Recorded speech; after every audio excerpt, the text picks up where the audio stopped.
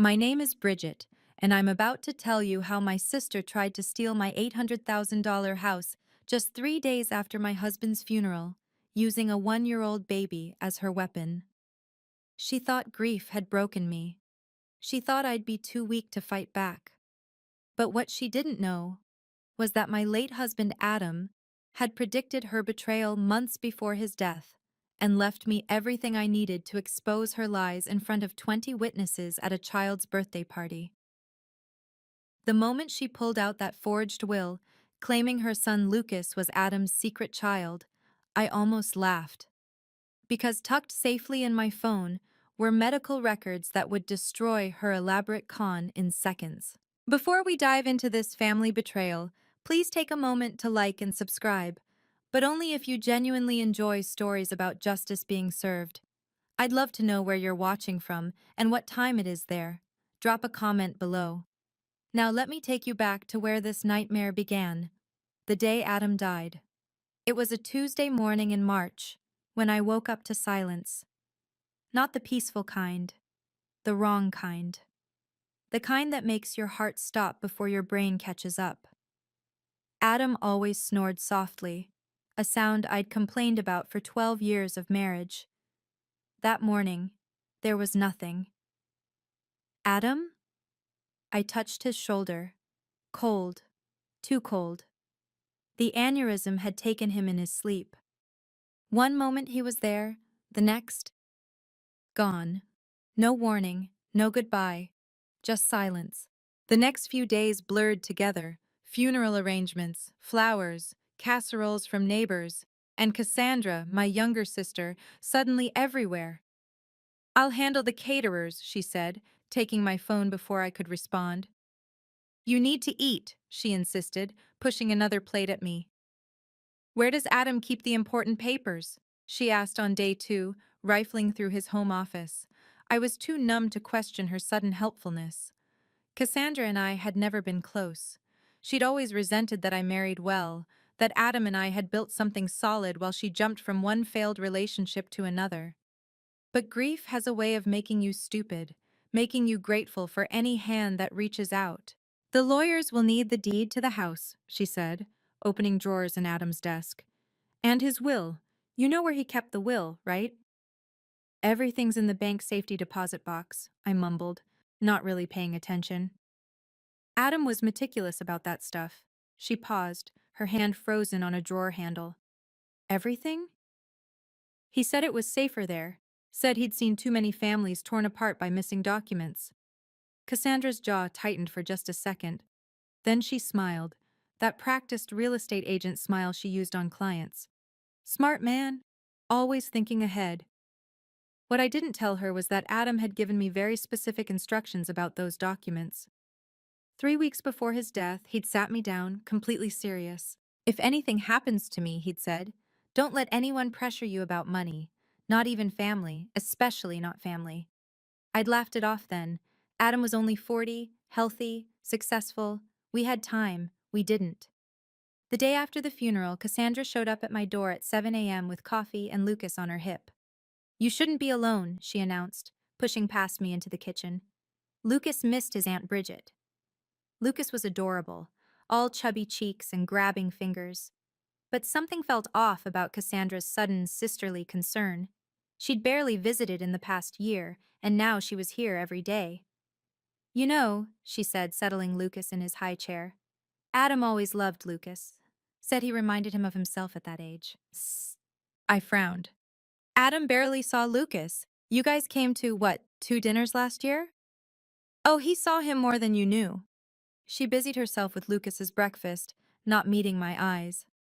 "Adam was very generous with his time." The way she said generous made my skin crawl.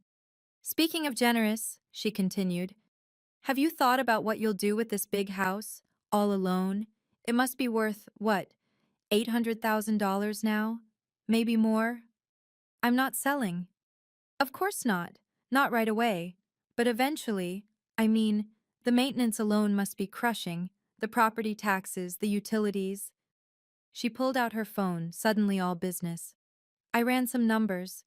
You could clear $400,000 easy after the mortgage." There is no mortgage, we paid it off last year. Her eyes lit up like a slot machine hitting jackpot. Really? The whole thing? Adam got a huge bonus from the software company acquisition. We celebrated by burning the mortgage papers in the backyard. The memory stung. We'd danced around that little fire like idiots, drinking champagne straight from the bottle. So you own it free and clear. Cassandra's voice had a strange edge. That's That's wonderful, Bridget. Really wonderful. She stayed another hour, asking about life insurance, retirement accounts, Adam's investment portfolio. Each question dressed up as concern, but feeling more like an inventory. As she packed up Lucas's things, she paused at the door. Oh, Lucas's first birthday party is this Saturday. You should come. It'll be good for you. Get you out of the house, see people. I don't know if I'm ready for a party.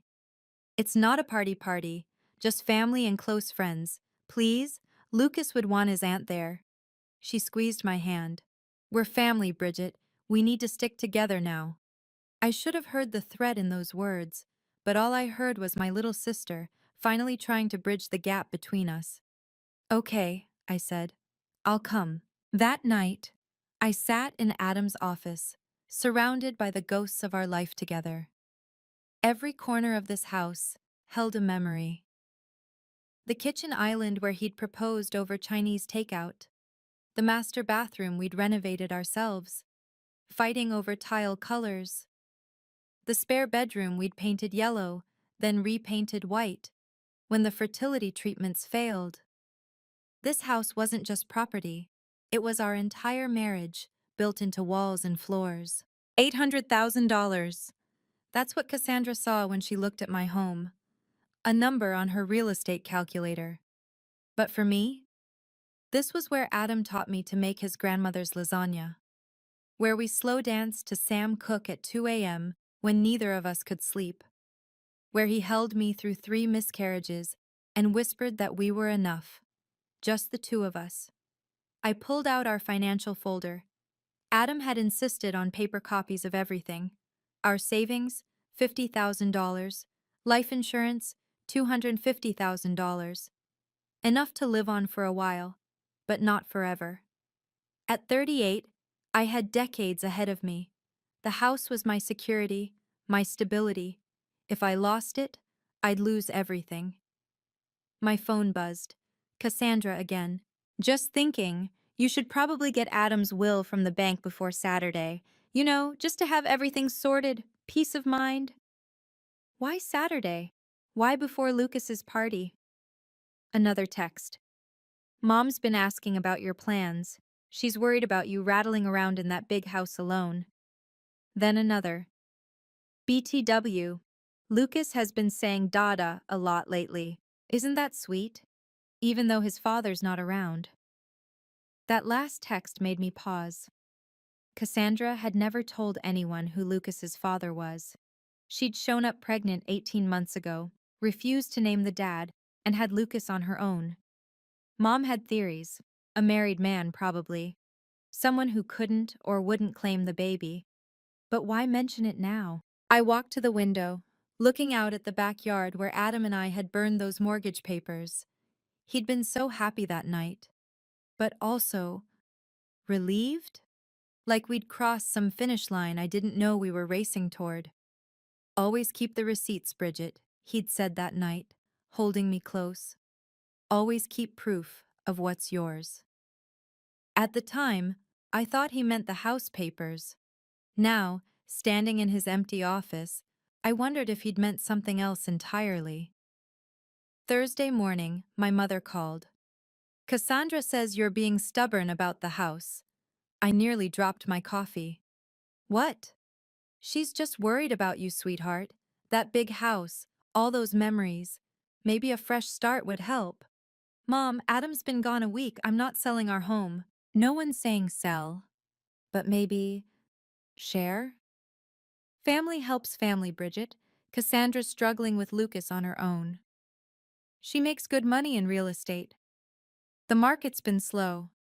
Mom's voice took on that tone, the one she'd used my whole life when defending Cassandra. And raising a baby alone is expensive. You and Adam never had children. You don't understand the costs. That stung exactly where she'd aimed it. Besides, Mom continued, Adam would want you to help. He was always so generous. How would you know what Adam wanted? A pause. Cassandra mentioned he'd been helping her, with Lucas. Helping how? Oh, you know, advice, support. He understood what it was like for her. My hand tightened on the phone. Adam barely knew Lucas. Men don't always share everything with their wives, sweetheart. The implication hung there like a bad smell. I wanted to scream at her, defend Adam, defend our marriage. But Mom had already moved on. Just come to the party Saturday. Family should be together right now. After she hung up, I sat in the silence of my kitchen, trying to make sense of what I was hearing. Cassandra was building some narrative, painting a picture I didn't recognize. Adam, involved with Lucas? Adam, keeping secrets? I knew my husband. We'd shared everything. Our dreams, our failures, our Friday night Netflix passwords. He couldn't. My phone rang. Harold Mitchell, Adam's lawyer and golf buddy. Bridget, I'm so sorry I missed the funeral. I was in depositions in Seattle. His voice was warm, paternal. How are you holding up? I'm managing. Listen, we should meet soon about Adam's estate. He was very specific about his wishes. Very thorough. Thorough? He updated everything 6 months ago, said he wanted to make sure you were protected. Harold paused. He also left me some sealed instructions, said I should open them if anyone contested the will or made claims against the estate. My pulse quickened. What kind of claims? He didn't specify, but Adam was one of the most careful men I knew. If he thought something might happen, Harold trailed off. Can you come by Monday? We'll go through everything properly. Yes, Monday's fine. But even as I agreed, I knew Monday might be too late. You know, as I tell this story, I realize how many red flags I missed in my grief. Have you ever had someone close to you take advantage during your weakest moment?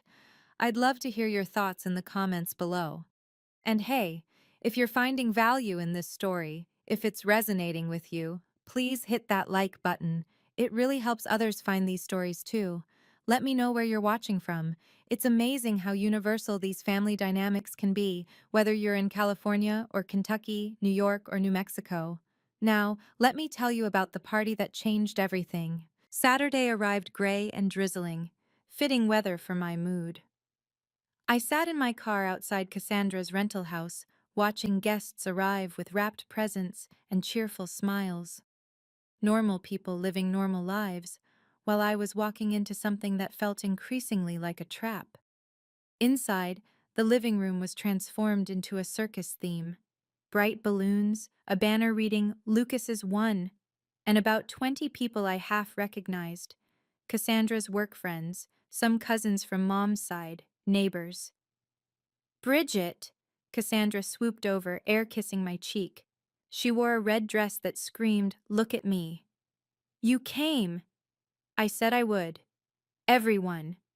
She clinked a spoon against her wine glass, though it was barely noon. My sister's here, Adam's widow. The room went quiet. Why did she phrase it like that? Not my sister Bridget, but Adam's widow. Like that was my only identity now. People murmured condolences, the same empty phrases I'd heard all week. But there was something else in their looks. Curiosity? Pity? Or did they know something I didn't? Lucas is napping, Cassandra said, loud enough for everyone to hear. He was up all night. He's been so fussy lately, missing missing familiar faces. Mom appeared at my elbow. He does look like Adam, doesn't he? Around the eyes? I stared at her. What? Lucas. Those brown eyes. Just like Adam's. 40% of the world has brown eyes, Mom. She patted my arm. Denial is part of grief, sweetheart. What the hell was happening? I felt like I'd walked into a play where everyone knew their lines except me. My phone buzzed. Harold Mitchell. Tried calling. Important, you know. Adam had medical procedures documented. Call me. Before I could step outside to call him back, Cassandra clinked her glass again. Everyone, before we wake Lucas for cake, I have an announcement. The room fell silent. She stood in the center, that real estate smile plastered on her face, but her eyes were sharp as glass. This has been a difficult week for our family. Losing Adam so suddenly. She dabbed at her eyes, though they were dry. But I believe in truth, in honesty, even when it's painful. My stomach dropped. Whatever was coming, she'd rehearsed it. This was why she'd wanted me here, surrounded by witnesses. There's something you all need to know, she continued. Something about Lucas's father. Lucas's father, Cassandra said, pausing for maximum drama, was my sister's husband, Adam. The room exploded. Gasps, whispers, someone actually dropped a glass. All eyes turned to me, waiting for my reaction. Denial? Rage? Collapse? I stood perfectly still, my face blank. That's impossible. I know this is shocking. No, I mean it's literally impossible. Cassandra's smile tightened. Bridget, I understand you're in denial. Adam had a vasectomy 2 years ago. Now it was Cassandra's turn to freeze, but only for a second. Vasectomies can fail, she said smoothly. It happens more than people think. With a zero sperm count confirmed twice by lab tests? A murmur rippled through the crowd, but Cassandra wasn't done. She pulled out her phone, swiping to something. I have texts from Adam. She held the phone up, though no one could read it from where they stood. Planning meetings, talking about Lucas. Show me. She clutched the phone to her chest. These are private. You just announced to 20 people that you slept with my husband. Privacy went out the window. I kept my voice level, professional. The voice I used in financial meetings when someone tried to bullshit numbers. She showed me the screen. Generic texts. Can we meet? How's Lucas? No contact name, no photos, timestamps that could have been edited. These could be from anyone. But they're not. She was getting desperate now, her voice climbing. And I have more proof. Adam provided for Lucas. He wanted to make sure his son was taken care of. She reached into her purse and pulled out a manila envelope. His will, she announced, leaving Lucas his rightful inheritance. The room held its breath. Mom stepped forward, her face pale. Even she hadn't expected this. Cassandra opened the envelope with shaking hands, pulling out official-looking papers. It states clearly that Lucas Adam Morrison, yes, I gave him Adam's middle name, is to receive half the value of the marital home, $400,000. When did Adam supposedly write this will? I asked. 3 months ago, right after Lucas started walking, Adam said, he said seeing his son's first steps changed everything. I almost laughed. Almost. Because 3 months ago, Adam and I were in Hawaii for our anniversary. 10 days on Maui, completely offline, celebrating 12 years together. But I didn't say that. Not yet. Instead, I said, may I see the will? 3 months ago. The timeline Cassandra had chosen was perfect, actually, if you didn't know the details of our life. As I reached for the will, a memory surfaced. Adam in our hotel room in Maui, laptop open despite our no-work rule. Just one thing, he'd said. Harold needs some signatures. Can't it wait? He'd looked at me strangely then. It's about protecting you, about making sure no one can ever challenge what's ours. I'd laughed, kissed his forehead.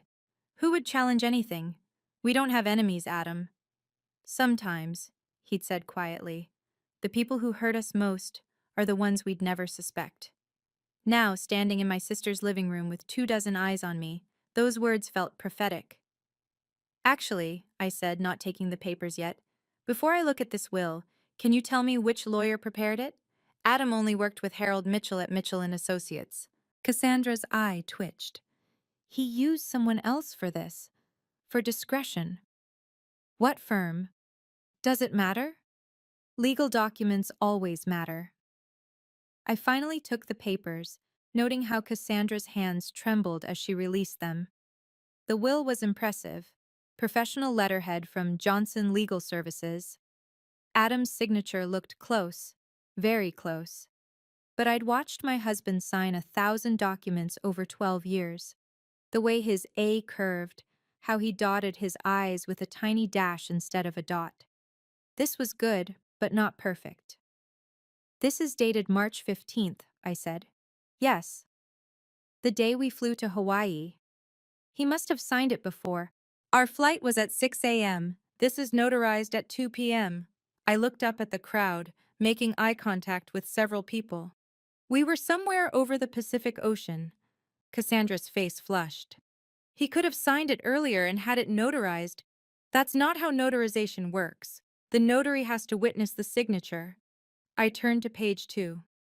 Speaking of which, this notary seal looks wrong. Harold, I called out, knowing he wasn't there but making a point. Oh, wait, Harold's not here, but he did text me something interesting. I pulled out my phone, finding Harold's message. He says Adam documented some medical procedures, specifically a vasectomy on January 10th, 2 years ago, with follow-up tests confirming 0 sperm count. The room was dead silent now. So either Adam could teleport and produce sperm from nothing, I said calmly, or someone's lying. 2 years ago, January 10th. I remembered that day perfectly because I'd driven Adam home from the urologist, him cracking jokes through the discomfort. No more accidents, he'd said, squeezing my hand. Our family is complete, just the two of us. We'd made that decision together after the third miscarriage nearly broke me. The doctor said I could keep trying, but Adam saw what it was doing to me, to us. The hormones, the hope, the devastating disappointments. I love you more than some theoretical child, he'd said. Let's choose us. The vasectomy was his idea. Permanent, irreversible, at least the way Dr. Patterson did it. Adam had researched extensively, insisting on the most thorough procedure. If we're closing this door, he'd said, I want it locked, bolted, and welded shut. Dr. Patterson had laughed, but Adam was serious. He'd even paid extra for the advanced procedure, the one with virtually 0 chance of reversal. 6 weeks later, the first test, 0 sperm count. 6 months later, the second test, still 0. You're officially shooting blanks, Dr. Patterson had joked. Adam had kept every piece of paperwork. You never know when you might need medical records, he'd said, filing them carefully in our home safe. But there was something else. Something I'd forgotten until now. About 8 months ago, Cassandra had made a strange comment at Mom's birthday dinner. Lucas needs a father figure, she'd said, watching Adam help Lucas with his sippy cup. Someone successful, stable. Maybe you should try dating someone age-appropriate, I'd suggested. She'd laughed bitterly. All the good ones are taken. Then she'd looked directly at Adam. Aren't they? Adam had excused himself to the bathroom. When he came back, he suggested we leave early. In the car, he'd been quiet. Then, your sister makes me uncomfortable. She's harmless. No, he'd said firmly. She's not. Promise me something, Bridget. If anything happens to me, don't trust her. Don't trust anyone who suddenly wants to help with our finances. Nothing's going to happen to you. He'd pulled over then, turned to face me. Promise me. Get Harold involved immediately. He has instructions. I'd promised, thinking he was being paranoid. Now, standing in Cassandra's living room with a forged will in my hands, I realized Adam hadn't been paranoid at all. He'd been preparing. This will, Cassandra announced to the room, ignoring my points about the timeline, is legally binding. Adam wanted to provide for his son. Your son, I corrected, not Adam's. Denial won't change the facts, Bridget. She turned to the crowd, playing to her audience. I know this is painful for her. Finding out your perfect husband had a secret life. The only secret here is who Lucas's actual father is. Cassandra's face went red. How dare you? How dare I what? Question your convenient story? The one where my dead husband somehow fathered a child despite medical impossibility. Mom stepped between us. Girls, please, not in front of everyone. She started this, Mom, I said.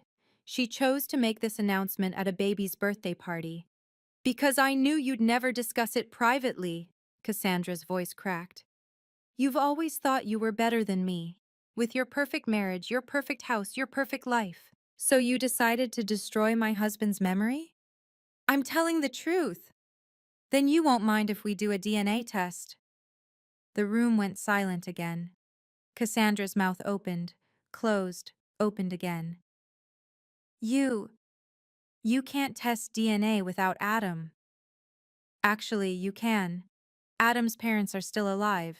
Grandparent DNA tests are standard in estate disputes. I was bluffing. I had no idea if Adam's parents would agree, but Cassandra didn't know that. That's invasive, unnecessary. Not if you're claiming $400,000 of my property. One of Cassandra's work friends whispered something to another. The cousins were exchanging looks. Even Mom seemed uncertain now. Cassandra straightened, pulling Lucas's high chair closer to her. The will is clear, and it's notarized. That's all that matters legally. By Johnson Legal Services? I pulled out my phone. Let me Google them real quick. Don't. Oh, interesting. No law firm by that name is registered in our state. I showed the screen to the nearest guests. Or any surrounding state. Maybe I got the name wrong. You just said it was notarized. The notary's name is right here. Patricia Johnson. Let me check the state notary database. I typed quickly. No Patricia Johnson registered as a notary in the past 5 years. The murmur in the room grew louder.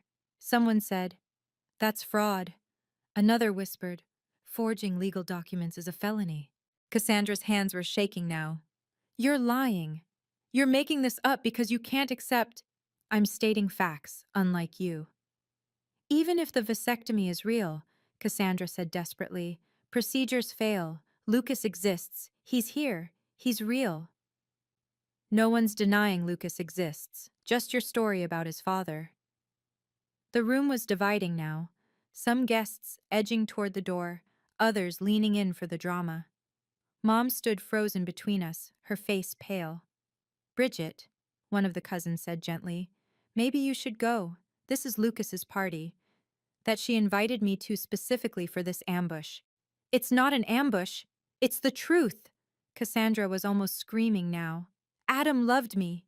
He chose me." "He chose you?" I laughed. But it wasn't cruel, just tired. "Adam couldn't stand you. He thought you were manipulative and greedy." "You're lying." "Am I? Remember last Christmas? You got drunk and tried to sit on his lap? He literally pushed you off and left the room." Several people gasped. Mom's hand flew to her mouth. "Or Thanksgiving 2 years ago?" I continued. "When you accidentally walked in on him showering at Mom's house? He installed a lock on that bathroom door the next day. Those were misunderstandings. Or my birthday dinner when you showed up in that dress, the one with basically no back, and kept touching his arm. He asked me to never leave him alone with you again." Cassandra's face was purple now. "You're making all this up. You're jealous because he wanted me." "I have the text, Cassandra. Adam's real text to me. About how uncomfortable you made him. About how he thought you were unstable." I pulled out my phone, scrolling to old messages. Here's one from 18 months ago. "Your sister just called me at work. Again. How did she even get my direct line? This is getting creepy." Another from last year. "Cassandra drove by the house 3 times today. I saw her car on the security camera. Should we be worried?" The room was dead silent except for Lucas starting to fuss in his high chair. And here's my favorite from 6 months ago. "If Cassandra ever claims I'm involved with her in any way, she's lying. I'm documenting this in case she escalates. Harold has copies of everything." I looked up at my sister. "He knew, Cassandra. He knew you were planning something. He just didn't know he'd die before you tried it." At this point in the story, I need to pause and ask, have you ever had someone try to rewrite history after a person died? Someone who thought grief would make you too weak to fight back? I'm curious about your experiences. Drop a comment below. And if this story is resonating with you, if you're feeling that satisfaction of watching truth come to light, please hit that like button. It helps more people find these stories of standing up for yourself. Now, let me tell you how Adam protected me from beyond the grave, and how my sister's lies finally completely unraveled. I set my phone down and looked directly at Cassandra. Now, about this will, should we call the police about the forgery? Or would you like to admit the truth first? I. I. She was cornered, and everyone could see it. Let me make this easier, I said, pulling up another number on my phone. Harold Mitchell is Adam's actual lawyer. He has Adam's real will, properly executed and notarized. Should I call him? No! The word exploded out of her. Why not? If your will is real, there's no problem. The room watched like we were a tennis match, back and forth, truth against lies. The notary might have made a mistake with the seal, Cassandra tried weakly. And the law firm that doesn't exist? I could have gotten the name wrong. And Adam signing it while flying over the Pacific? She was crying now, but they weren't tears of grief. They were tears of someone caught. You don't understand, she sobbed. I'm drowning. Lucas needs so much and I can't afford it all. The rent, the daycare, the formula. So you tried to steal my house? It's not stealing. You have everything. The house, the life insurance, the savings. Adam had so much, and Lucas has nothing. Lucas has a mother who should get a better job instead of committing fraud. Mom finally spoke. Cassandra, is this will real? My sister's silence was answer enough. Oh my God, Mom whispered. You forged legal documents? You lied about Adam? I needed the money. Then ask for help, I said. Don't create elaborate lies about my dead husband. You wouldn't have helped me. You're right, I wouldn't have given you $400,000. But I might have helped with Lucas's daycare, or groceries, if you'd asked instead of scheming. One of the guests, a lawyer from Cassandra's office, spoke up. Cassandra, if this will is forged, you could be disbarred. You could go to prison. The reality finally hit her. She collapsed into a chair, sobbing for real now. I looked around the room at all these witnesses. I want everyone here to remember this moment. Remember what she tried to do, because I'm done protecting her from consequences. I picked up my purse, then paused. Oh, and Cassandra? Harold has been recording this entire conversation. He's on speakerphone in my pocket. Say hi, Harold. Hello, everyone. Harold's voice came through clearly. I've documented everything for the potential fraud case. You were recording this? Cassandra shrieked. That's illegal. Actually, Harold's voice came through my phone. In our state, only one party needs to consent to recording. Bridget consented. And given that you announced your fraudulent claims in a public setting with 20 witnesses, you have no expectation of privacy. I pulled the phone out, switching off speaker but keeping Harold on the line. Now, I said, let's discuss the actual facts. Harold, would you mind sharing what Adam documented? Certainly. Adam underwent a vasectomy on January 10th, 2 years ago, performed by Dr. Patterson at Valley Urology. The procedure was specifically a bilateral vasectomy with fascial interposition and cauterization, the most permanent form available. Several guests looked confused, so Harold simplified. It means there's zero chance of reversal without major surgery, which Adam never had. But more importantly, Harold continued, Adam had follow-up tests, 2 of them. Both showed complete azoospermia, 0 sperm count. The chances of him fathering a child after that are essentially impossible. Tests can be wrong, Cassandra started. Which is why Adam had them done at 2 different labs, Harold cut her off. He also had a 3rd test done 6 months ago when you started making comments about Lucas looking like him. Still 0. The room collectively turned to stare at Cassandra.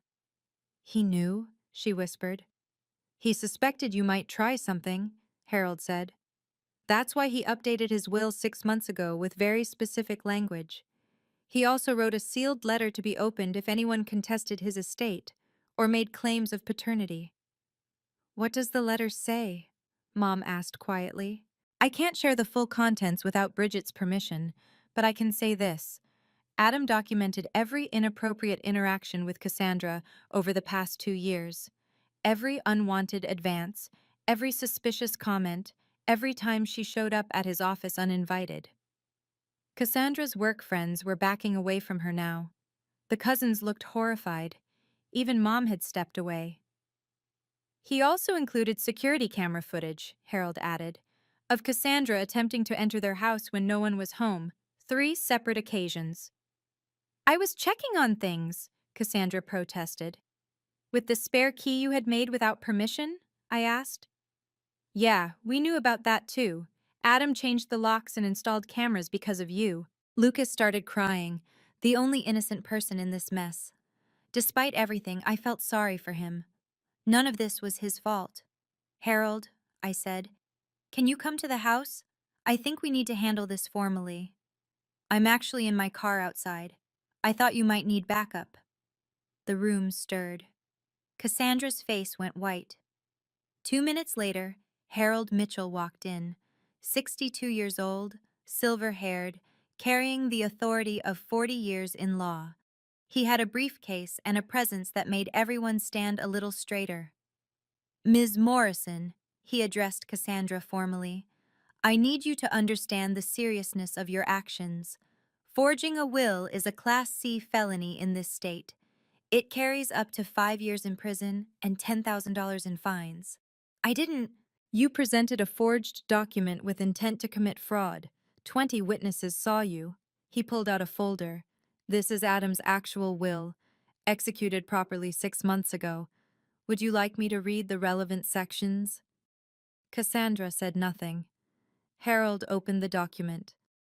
To my wife, Bridget Morrison, I leave the entirety of my estate, including but not limited to our home at 445 Maple Drive, all bank accounts, investment portfolios, and personal property. He flipped a page. There's also this addendum. I specifically state that I have no children, biological or adopted. Any claims to the contrary are false. I have medical documentation to support this. But there's more, Harold continued. Adam included a provision about fraudulent claims. He read, should anyone attempt to claim paternity or present forged documents regarding my estate, I direct my executor to pursue full legal action, both criminal and civil. The room was tomb silent. As executor, Harold said, I'm obligated to follow Adam's wishes. However, Bridget, as the primary beneficiary, you have some say in how we proceed. All eyes turned to me.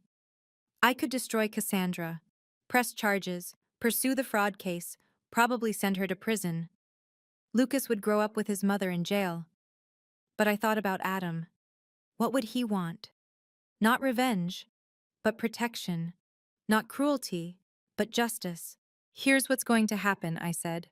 Cassandra, you're going to write a full confession about the forged will. Harold will keep it on file. If you ever come near me, my property, or make any claims against Adam's estate again, Harold will take that confession to the police. That's blackmail. That's mercy, Harold corrected. The alternative is, I call the district attorney right now.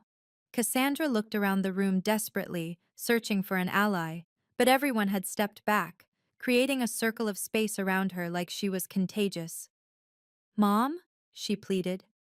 Mom shook her head slowly. How could you? Using your own son in a lie? Trying to steal from your grieving sister? I was desperate. You were greedy, Mom said flatly. You've always been jealous of Bridget. But this is beyond anything I imagined you capable of. Fine, Cassandra exploded. You want the truth? Yes, I forged the will. Yes, I lied about Adam. But you all bought it, didn't you? You all believed perfect Adam could have cheated. No, said one of her work friends. We were just too polite to call you a liar to your face, but we all knew something was off. Adam would never, said our cousin Janet. He looked at Bridget like she hung the moon. And you, another cousin pointed at Cassandra, You've been weird about Adam for years. Remember that Christmas when you got drunk and said he was wasted on Bridget? More people started chiming in, memories surfacing of Cassandra's inappropriate behavior around Adam. The pattern was clear to everyone now. So who is Lucas's father? Mom asked quietly. Cassandra's face crumpled. Some guy from a conference in Vegas. He's married. He doesn't even know. The final truth. Lucas was just a baby born from a one-night stand, and Cassandra had tried to use him as a weapon to steal my home. I'll write your confession, she said to Harold, defeated. But then I'm done. With all of you. That's your choice, I said. But Lucas is innocent in this. If you ever need help for him, legitimate help, not lies and schemes, you can ask. Through Harold, not directly to me. She looked up, surprised. I'm not doing it for you, I clarified. I'm doing it because Adam would want that baby to have a chance, even if his mother is a criminal. Harold pulled out a legal pad and pen. Let's get this confession written now, while everyone's here to witness. As Cassandra wrote, her hand shaking, I felt something lift from my shoulders. Not grief, that would take time, but the weight of doubt, of confusion, of betrayal. Adam had protected me, even in death. He'd known who Cassandra really was and prepared for it. That was true love. Not flowers and poetry, but practical protection and foresight. The aftermath was swift and brutal. Within an hour of the party disaster, Cassandra's real estate firm had 3 voicemails on their emergency line from guests who worked in the industry. By Monday, she was on administrative leave, pending an ethics review. Forging legal documents, even outside of work, was grounds for losing her real estate license. Mom called me that night, crying. I'm so sorry, Bridget. I pushed you to help her. I believed her lies. She's your daughter, Mom. You wanted to believe the best of her. But I should have believed you. Adam was a good man, the best son-in-law I could have asked for. She paused. I told Cassandra she's not welcome at my house anymore. Not until she gets help. The family chose sides quickly. Most sided with me. The evidence was too overwhelming. But a few, the ones who always enabled Cassandra, tried to argue I should have handled it privately. She humiliated herself, I told them. She chose the venue, the audience, the lies. I just provided the truth.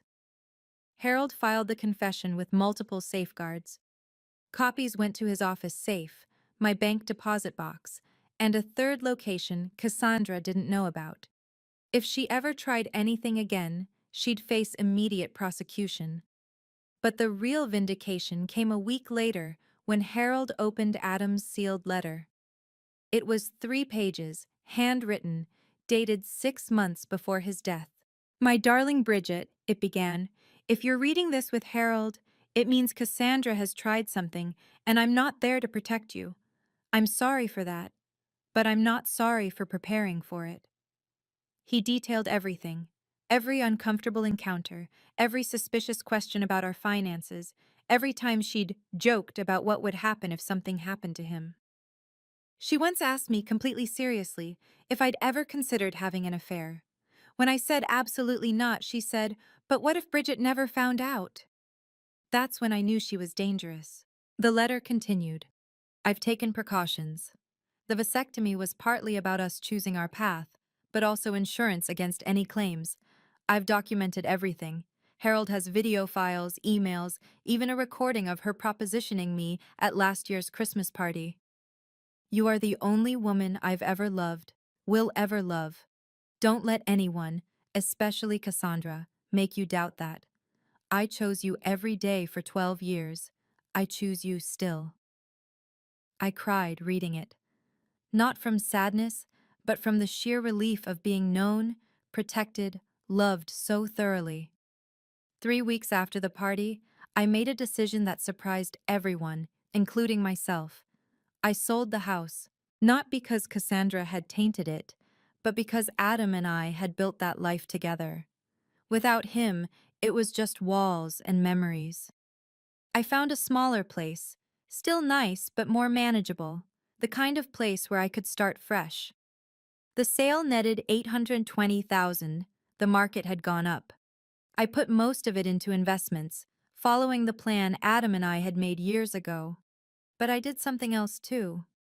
I set up a college fund for Lucas, $50,000, locked until he turned 18, with one condition. Cassandra could never touch it. Harold would oversee it, and Lucas would only get access if he went to college or trade school. Why? Mom asked when I told her. Because Lucas didn't choose his mother. He didn't choose to be used as a weapon, and Adam would have wanted to help an innocent kid, even if he couldn't stand the kid's mother. Cassandra found out through Mom. She tried to refuse it, pride probably. But when Harold explained she had no say in it, that it was between me and Lucas's future, she broke down. She sent one text through Harold. "Thank you. I don't deserve your kindness." She was right. She didn't. But this wasn't about her. I also did something Adam would have laughed about. I took self-defense classes, not physical, legal. I learned about wills, estates, fraud, family law. I learned how to protect myself with knowledge, the way Adam had protected me with preparation. 6 months later, I heard through family gossip that Cassandra had moved to Portland. She'd lost her real estate license, but found work as an administrative assistant. She was in therapy, supposedly, working on her issues. I didn't care about her redemption arc. That was her journey, not mine. My journey was different.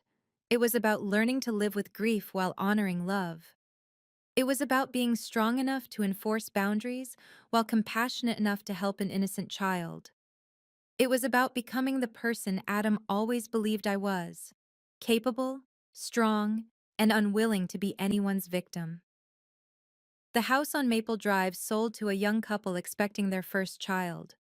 When I handed over the keys, the wife said, "This place feels loved, like happy people lived here." They did, I told her. We really did. A year after Adam's death, I finally opened the last envelope Harold had been holding. Adam had labeled it, "For Bridget, 1 year later." Inside was a letter in a USB drive. "My love," the letter began. "If you're reading this on schedule, it's been a year. I hope the grief has softened. I hope you found your footing. I hope Cassandra didn't cause too much damage before Harold stopped her." I laughed through tears. Even dead, Adam knew exactly how things would play out. On this USB drive is something I've been working on. It's not romantic or sentimental. It's practical, because that's how I loved you. Practically, thoroughly, completely. The USB contained a complete financial plan for the next 40 years of my life. Investment strategies, budget projections, even recommendations for when to sell the house. When it feels too big, not when someone tells you to. He'd thought of everything. But at the end, there was a video file. Adam, sitting in his office, looking directly at the camera. "Hi, Bridge," he said, and my heart cracked all over again. "If you're watching this, I'm gone, and you've survived the first year. I'm so proud of you." He smiled, that crooked smile that made me fall in love at 26. "I need you to know something. I wasn't perfect. I made mistakes. But loving you wasn't one of them. Fighting to protect you, even from your own family, wasn't one of them." He leaned forward. "Cassandra is going to try something. I don't know what, but she's been escalating. The way she looks at our life, our home, it's not normal. So I've prepared everything Harold needs to stop her. But here's the important part. After you stop her, after you protect what's ours, I need you to let it go. Don't carry anger. Don't let her poison your future. Set your boundaries, enforce them, but then live your life." He paused, looked down, then back up. "Find happiness again, Bridget. Date someone when you're ready. Travel to all those places we planned to see. Take the cooking class you always talked about. Live, because that's what love is, wanting the person you love to be happy, even when you can't be there to see it." The video ended with him reaching toward the camera saying, "I love you, Bridge. Always." I watched it 3 times, crying less each time. Then I signed up for that cooking class. That was 2 years ago. I'm 40 now, living in my cozy townhouse, working as a financial advisor specializing in estate planning, helping other families avoid what I went through. I never spoke to Cassandra again. Mom tells me she's doing better, that therapy helped, that she's genuinely remorseful. Maybe that's true. But remorse doesn't erase betrayal, and forgiveness doesn't require reconciliation. Lucas will get his college fund in 15 years. Harold sends me annual updates. Just confirmation the fund is growing. I don't need to know more. Last month I went on my first date since Adam died. He's nothing like Adam. Quieter, more serious, owns a bookstore. Adam would have liked him, I think. We're taking it slow, but it feels like possibility. The lesson Adam taught me wasn't about protecting assets or documenting evidence. It was about love that thinks ahead, that plans for the worst while hoping for the best. It was about being strong enough to enforce boundaries and wise enough to know when to build them. True love doesn't just say, I love you. True love says, I've got you covered, even when I'm gone. So I'm curious, what would you have done in my situation? Would you have pressed charges against Cassandra? Or was letting her go the right choice? I still wonder sometimes. If this story resonated with you, if you've ever had to stand up to family who tried to take advantage, please share your experience in the comments. We're not alone in these battles. And if you think someone needs to hear this story, someone dealing with family betrayal or estate issues, please share it with them. Subscribe for more stories about standing up for yourself, setting boundaries, and finding strength in the hardest moments. Remember, document everything, trust your instincts, and never let anyone make you doubt your worth.